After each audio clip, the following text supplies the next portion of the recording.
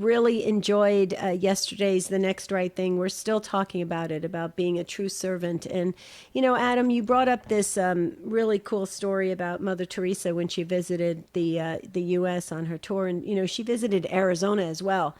And this really isn't on topic. We're going to be talking about really bearing good fruit, and we're going to go back to Scripture, John 15, one of my favorite parables. But Adam, I just wanted to say, as you were talking about Mother Teresa yesterday and how she just really noticed everyone around her, and when she was ministering, she ministered to the poorest of the poor at all times, even if she was in a crowd of people that had nothing to do with that, right? And you were talking about some priests that she was traveling with, but same thing happened here in Arizona when she visited Arizona. The way the story goes, and I heard this from some of the people that drove her around and were at the mass. I wasn't there, unfortunately. I couldn't make the mass, but down in Phoenix when the big mass was happening, and mass had started, she was sitting in the front row, and apparently she was so agitated that there were a lot of people outside that couldn't visually see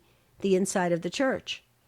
And so mass had started, and next thing you know, Mother Teresa is running around, opening all the windows and doors to let anybody get a glimpse of the mass and to hear and to see Jesus.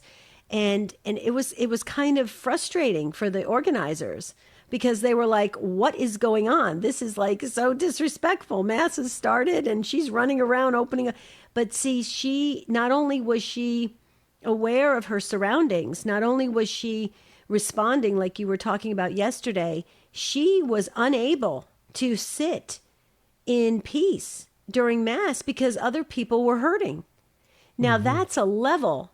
You talk about a level of, wow, she was really in touch with what was going on. So, and that refers to our yesterday's Next Right Thing, but I wanted to share that story because Adam's so spot on about Mother Teresa, and we can go on and trade stories about Mother Teresa. But today we're talking about, really bearing good fruit. And so I know you wanted to go back into one of my favorite, John 15. So why don't you begin there and let's chat about it.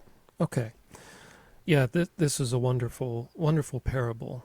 So let's just launch right into it. I am the true vine, and my Father is the vine grower.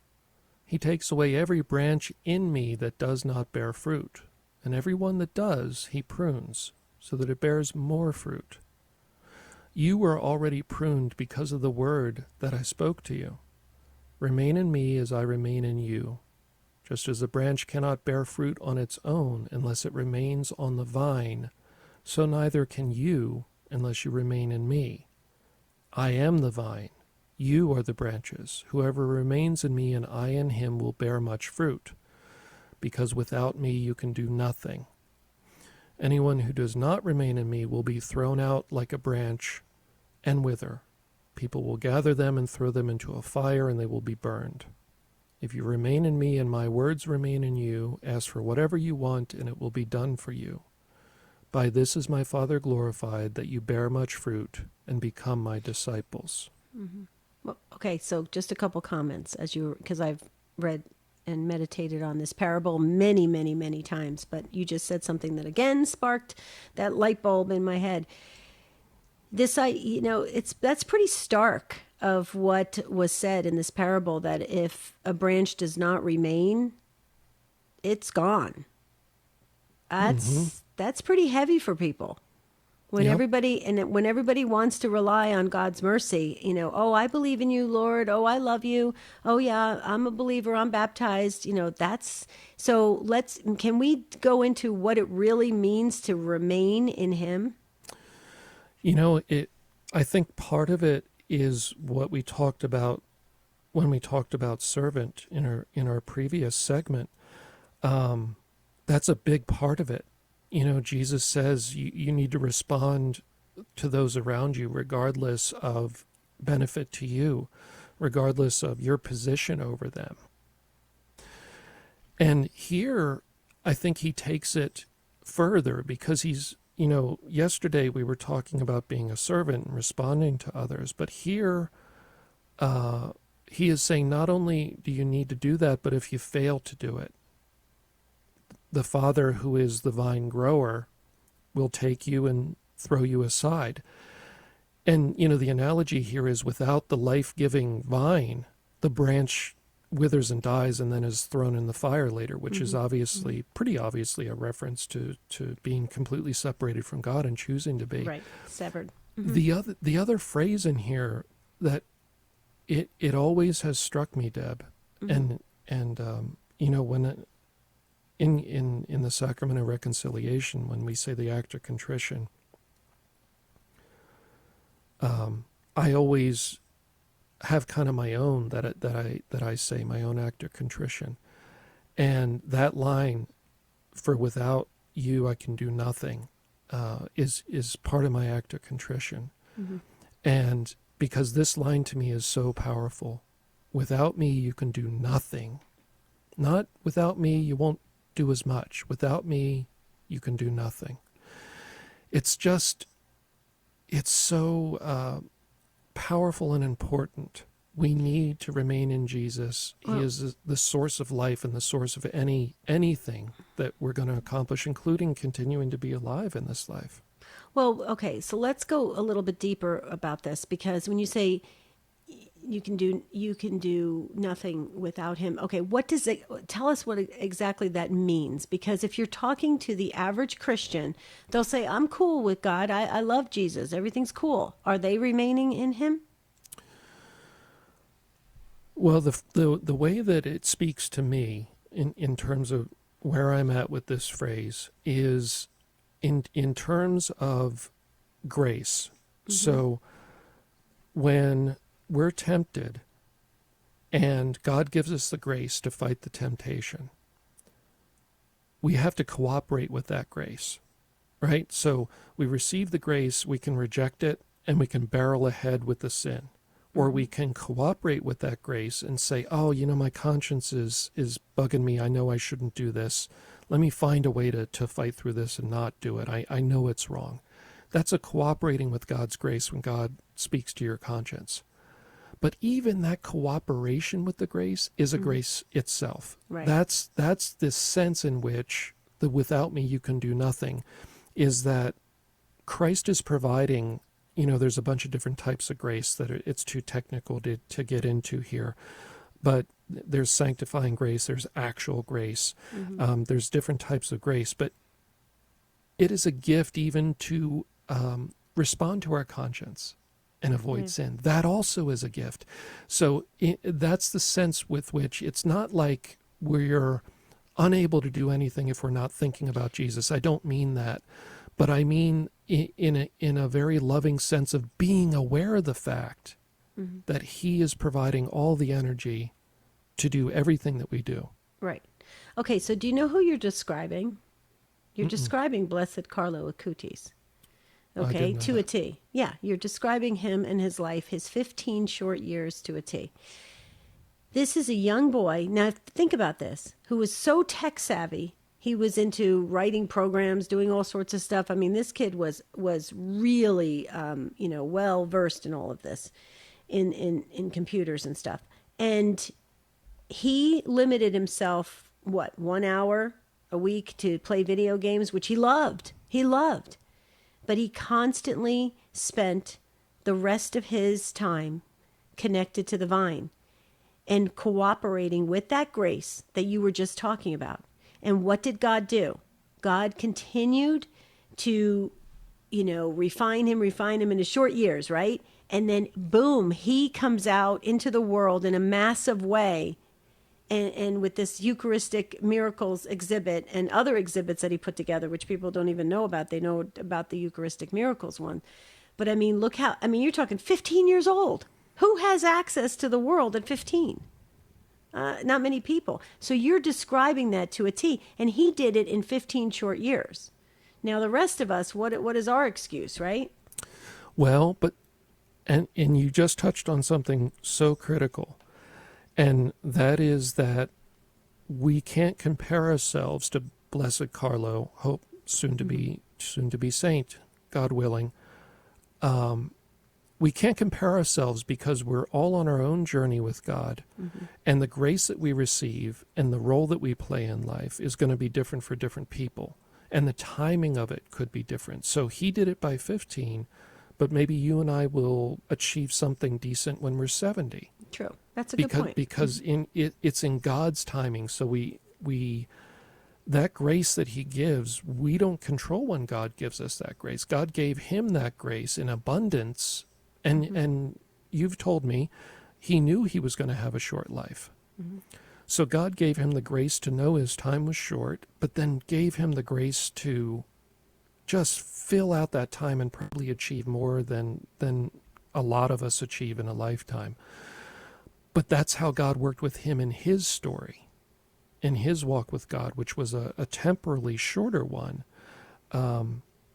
But, you know, we've talked about Mother Teresa this week. She lived a different type of life, a True. life of heroic service that people noticed versus a life of incredible education and sharing of the faith that Blessed Carlo did. So it's cooperate with the grace, run with it as much as you can in whatever way God is working with you. Right. Well, on the other side of the break, Adam, let's talk about how we can practically be receptive to the grace. Would you agree that the grace is flowing? You know, our job is to, first of all, I think, recognize that grace, but be in a state to be prepared to receive that grace. And like you said, the key part, which is the hardest part, is working with that grace. Mm-hmm. Yeah, the grace is always flowing. I mean, you know, even when we're in a sinful state, of course, in a state of mortal sin, the grace is flowing. We see that with some of the saints that have had radical conversions from lives that were, you know, that they were essentially kind of lost in sin, and just following that grace is there. There's a couple ways that the Bible tells us, kind of shows us what it looks like when we cooperate with grace that might be helpful to us in saying, well, what does that mean? So let's switch now to 2 Peter 1. Let's go with 3 to 8. His divine power has bestowed on us everything that makes for life and devotion through the knowledge of him who called us by his own glory and power. Through these he has bestowed on us the precious and very great promises, so that through them you may come to share in the divine nature, after escaping from the corruption that is in the world because of evil desire. For this very reason make every effort to supplement your faith with virtue, virtue with knowledge, knowledge with self-control, self-control with endurance, endurance with devotion, devotion with mutual affection, mutual affection with love. So here we see that what does it look like when we cooperate with grace? You said something really important, to run with the grace. What is our part? What do we receive this energy? We can think of it like a burst of energy, spiritual and in every way energy. And what are we going to use that for? You know, we've got this strength to do something. Well, here in 2 Peter, we see, make every effort to supplement your faith with virtue. Okay, we want to be a good person. We want to tell the truth. We want to be kind. We want to be forgiving. We want to have the virtues, you know, and we don't have time to get into all those, but there are the classic virtues. With knowledge. So supplement virtue with knowledge. Okay, I want to be a good person. I got to pursue knowledge. Okay, I don't want to just sit back and say, well, I think I'm a good person and I know enough about God. Always pursuing knowledge. Knowledge with self-control. Okay, I've got the energy to get some control of myself so I can apply myself and use this grace in a fruitful way. Self-control with endurance. Okay, I'm going to try to run the marathon here. I'm going to try to make this last. I'm going to try to get the most out of this life as I can. Endurance with devotion. Okay, so we can talk about the sacraments, we can talk about prayer, we can talk about giving honor to God in various ways. Devotion with mutual affection. This comes back to the servant discussion that we had earlier. in the week when we talked about responding to others, having mutual affection for your fellow human beings. Mutual affection with love. So it ends as so many things do in Christianity and with Jesus, with love. So ultimately, to cooperate with the grace, we would apply ourselves and use it to be a good person, seek knowledge of God and the faith, control your impulses, run the marathon, as Paul says, I've run the race. Show devotion to God, love your neighbor, and show love. So I think this reading gives us some examples of what we can do with that grace. What does fruitfulness look like? And back to John 15, constantly stay connected, reconnect to the vine, just like Carlo Acutis did, Blessed Carlo Acutis. That's why that reading was read at his beatification. You know, and that's why he said when he died, he never wasted a single day, a single minute, really. He was always focused on God. So constantly reconnecting. And wouldn't you say, Adam, that less is more with God? If we're just trying to do all those things you mentioned, we're trying to put our focus on God, we're trying to really stay intentional and on the path of this road to holiness, this road to sainthood. Even if we're inching along, that is still extremely pleasing to God, and the graces are there; they're abundant.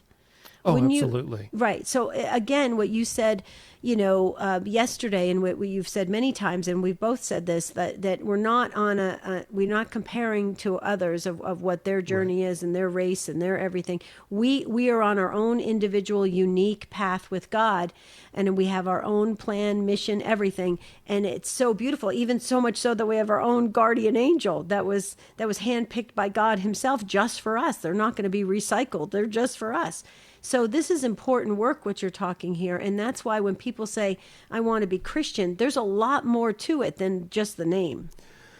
And at the same time, there's so little to it. We can look at it in another way. And that is, the more we truly start to cooperate with Christ's grace and take on His nature, all of these things will become automatic in our lives because it will become our nature, just in our nature. Like, you Become don't want to more like Christ. Yeah, in a genuine way, not in a way that I'm it. going to put on a mask and I'm going to try hard and I'm going to act like Christ and then somebody will approve me and like me. When we genuinely cooperate with grace and submit to God and try to do these things, eventually they just become who you are. It isn't something that you're trying to do or putting forth an effort to do. It becomes who you are. We closed yesterday with the story of Mother Teresa stopping to help the homeless person. It's who she was to respond in that way. She didn't do it to put on a show for the people that she was with or to impress somebody. And so natural to her. It was natural to her. She wasn't doing it for the attention. It was just in her very nature. And so I think in Christianity, God willing, you cooperate with that grace, we move more and more, hopefully, a little bit more like Christ. None of us are going to be Christ, but as we do, it becomes second nature. Right. Well, Adam, again, here goes these light bulbs all over the place. All this week, I've had these major, aha moments. Adam, that's why when people used to meet some of the great saints, like Padre Pio, and they would say it's like meeting a mini Christ. So isn't that interesting that it's so, wow, it is. That's cool. This is really, really good stuff. I'm humbly saying, I just think this is powerful kind of discussion that we are all learning from and growing from. So please share it with your friends. But Adam, I wish we had longer on the next right thing, but I will see you, God willing, tomorrow on the Spirit World. And for now, we're going to send it back to Keith Downey for the rest of Morning Joy.